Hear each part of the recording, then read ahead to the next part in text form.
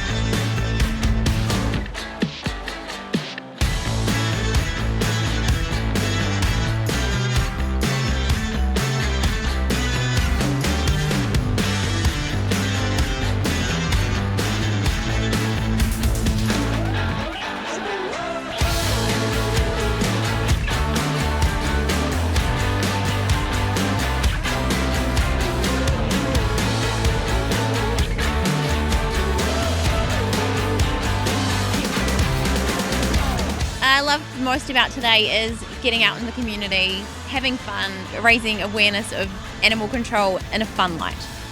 A massive thank you to all our sponsors that came aboard and sponsored Dirty Dog Challenge in 2019. Next year, 2020, is going to be even better.